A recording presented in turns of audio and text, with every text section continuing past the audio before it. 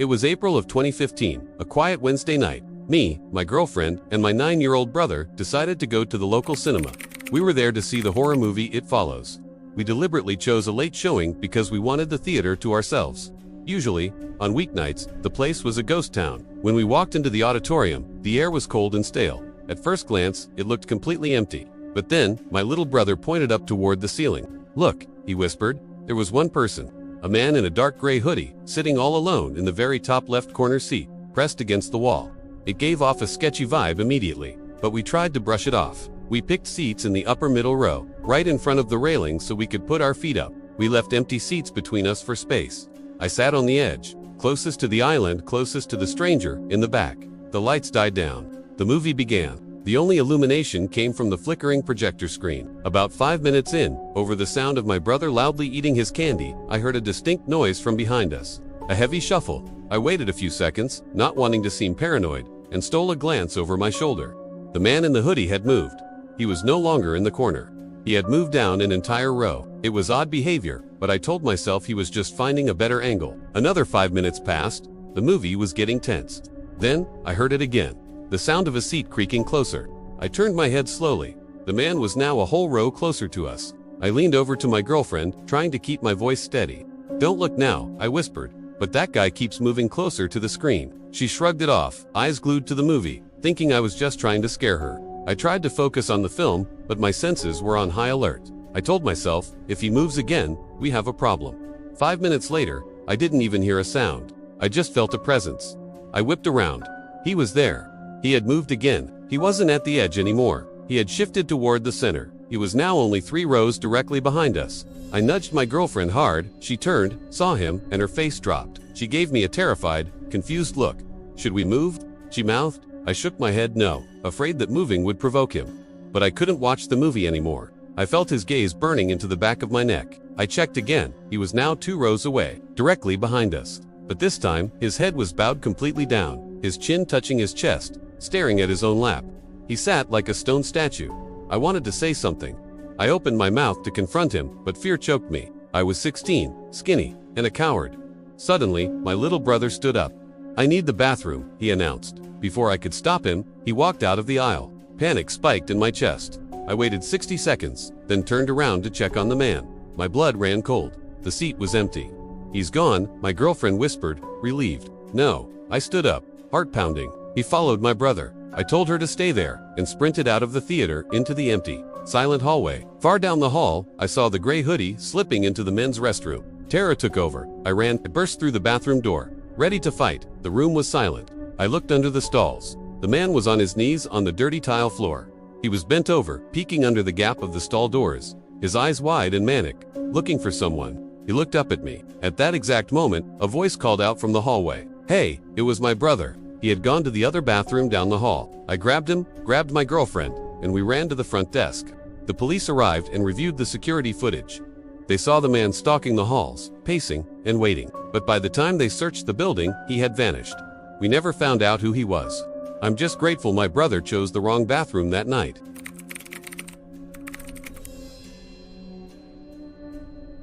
Back in 2008, Cloverfield was the biggest movie of the year. I was dying to see it, but all my friends had already gone.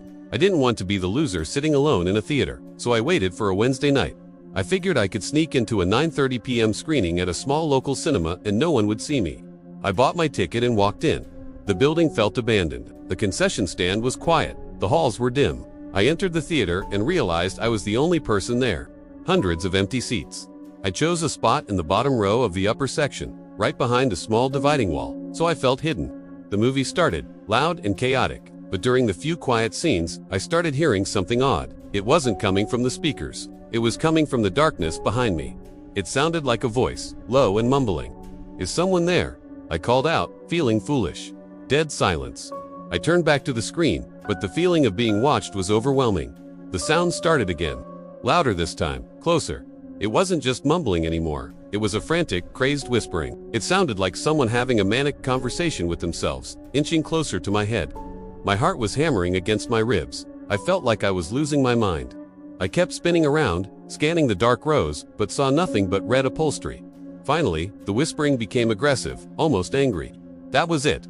I was done. I grabbed my jacket to leave. As I stood up, I turned around one last time to look at the rows behind me. My heart stopped. A figure popped up from behind the seats, just 2 rows away. It was a person standing perfectly straight, arms pinned flat to their sides like a soldier.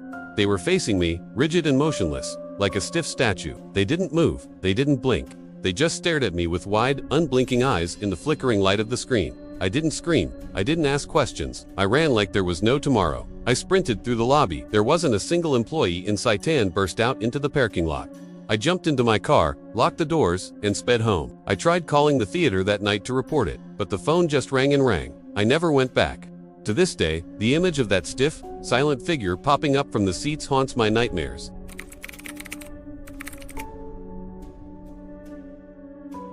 My first job was working at an old movie theater in Huntington, Long Island. It was an okay gig for a 16-year-old, aside from the occasional weirdos, but there is one night I will never forget. It was a Monday, around 11 p.m. The last movies were finishing up early. The only other employee working was Kathy, a middle-aged woman who ran the popcorn counter. She told me she was heading out to smoke and would be back in an hour to help close up. I was alone.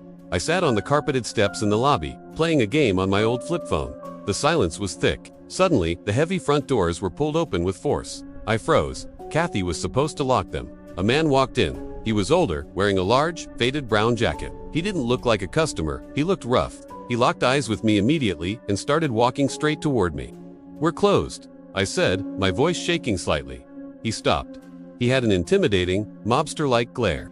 He mumbled, his voice gravelly. "Is Kathy here?" I shook my head. "No, you have to leave." He stared at me for a long, uncomfortable moment. "I'm just gonna go sit down over there and wait," he grumbled. He walked past me and sat on a bench in the far corner of the lobby, crossing his arms. He watched me like a hawk. I was terrified. I sat back down on the steps, pretending to look at my phone. I frantically typed a text to Kathy. "There's a creepy guy here asking for you," but the service was terrible. The message wouldn't send. I couldn't handle his staring.